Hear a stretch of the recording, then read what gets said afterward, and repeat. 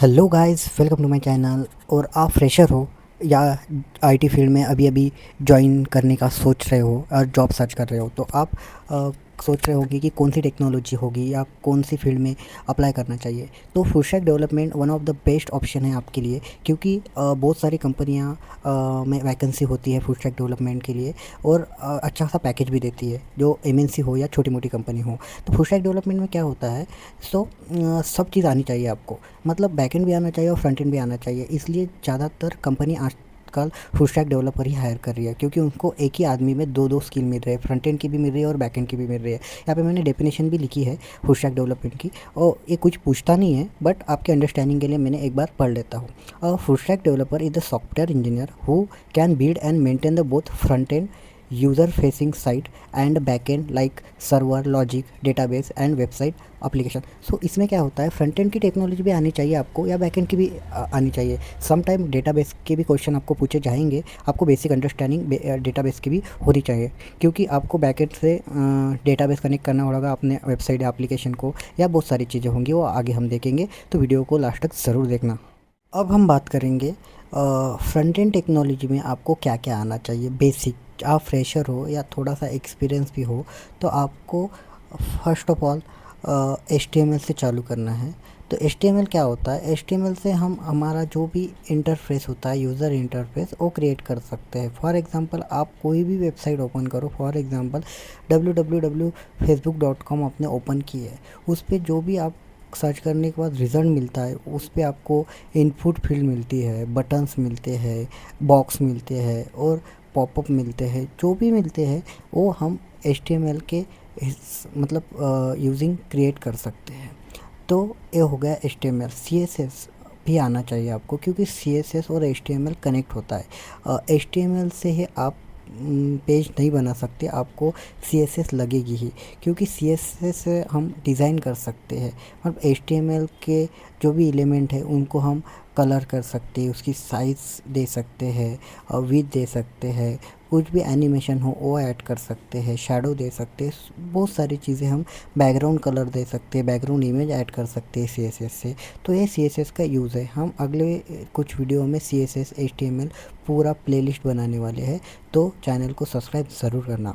तो बाद में आपको जावास्क्रिप्ट भी आना चाहिए, क्योंकि जावास्क्रिप्ट आजकल बहुत सारी चीज़ों में यूज़ हो रही है। फ्रंट एंड में भी यूज़ हो रही है, मतलब फ्रंट एंड में ऐसे यूज़ हो रही है कि जो भी हमने पेज बनाया है वहाँ पे अपने को कुछ इवेंट परफॉर्म करना है। फॉर एग्जांपल बटन के क्लिक पे हम पॉपअप जनरेट करना चाहते हैं। आप देखते हैं, क्योंकि किसी भी वेबसाइट पे आप एग्जांपल बटन दबाते हैं तो एक आपको पॉपअप मिलता है, उस पर हम कुछ भी फॉर्म फिलअप करके सबमिट कर सकते हैं।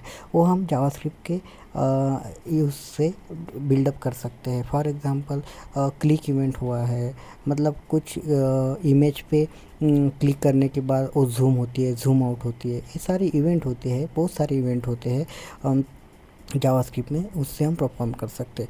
जावास्क्रिप्ट आजकल बैकएंड में भी यूज़ हो रही है यूजिंग Node.js और Vue.js, जो अलग पार्ट हो गया, पर ये रहा फ्रंट एंड टेक्नोलॉजी। ये आपको आनी ही चाहिए, फ्रेशर हो या एक्सपीरियंस हो, इसके वजह से ही सब एप्लीकेशन की स्टार्टिंग होती है, और ये आपको मैंडेटरी है, और आपको ये अच्छे से करना है, मतलब डीप में नहीं करना है इतना, पर आपको बेसिक HTML CSS जावास्क्रिप्ट आनी ही चाहिए जब आप फुल स्टैक डेवलपमेंट के लिए अप्लाई कर रहे हो। अब हम बात करेंगे बैकएंड टेक्नोलॉजी की। बैकएंड टेक्नोलॉजी में आपको प्रोग्रामिंग लैंग्वेज आनी चाहिए। मतलब बहुत सारी प्रोग्रामिंग लैंग्वेज है, जैसे कि पाइथन है, जावा है, सी है, C++ है, C# है। तो आपको सब आने की ज़रूरत नहीं, आप कौन सी भी एक सिलेक्ट कर सकते हैं। फॉर एग्जांपल आपने पाइथन सेलेक्ट की programming language for the backend, so आपको उसकी बेसिक अंडरस्टैंडिंग तो आनी ही चाहिए कि वेरिएबल क्या होता है, डेटा टाइप क्या होता है, ऊप्स कंसेप्ट होते हैं, वो आपको इंटरव्यू पूछते ही है जब आप फ्रेशर होते हैं, तो आपको इसकी बेसिक अंडरस्टैंडिंग भी होनी चाहिए। आप पाइथन भी बेस्ट है आजकल, क्योंकि मोस्टली इसमें पाइथन ही यूज़ हो रहा है। और जावा पे बहुत सारे एप्लीकेशन या वेबसाइट में यूज़ होता है, और सी प्लस प्लस और सी शार्प, ये थोड़ी पुरानी टेक्नोलॉजी होगी, पर ये भी मोस्ट ऑफ द बड़े बड़े जो प्रोजेक्ट होते हैं कंपनी में उसमें यूज़ होती है। मोस्टली पाइथन इसलिए मैं आपको बता रहा हूँ क्योंकि सब जो भी आज की नई टेक्नोलॉजी है, मशीन लर्निंग हो गई, एआई हो गया, आर्टिफिशियल इंटेलिजेंस हो गया, रोबोटिक्स हो गया, मोस्टली इसमें पाइथन ही यूज़ होता है।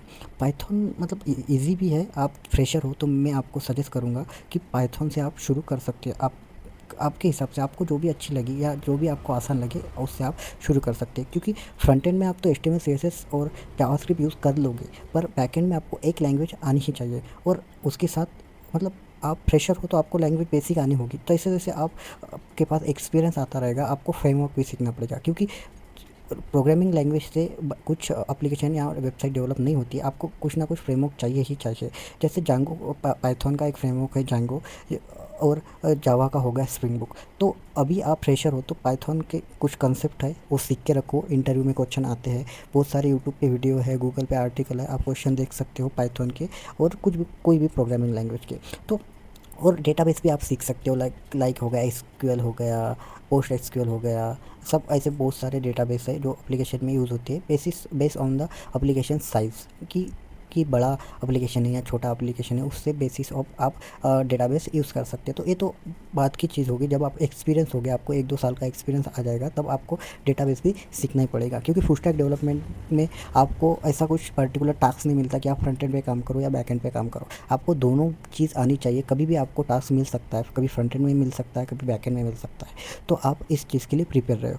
तो ये रहा फुल स्टैक डेवलपर का सब बेसिक बातें। और इसके बाद हम कल से चालू करेंगे एचटीएमएल की प्लेलिस्ट। वो एक्सेस करने के लिए वीडियो को लाइक कीजिए और चैनल को सब्सक्राइब करके लगिए। वीडियो अच्छा लगा हो तो लाइक कीजिए, शेयर कीजिए और चैनल को सब्सक्राइब कीजिए। मिलते हैं अगले वीडियो में।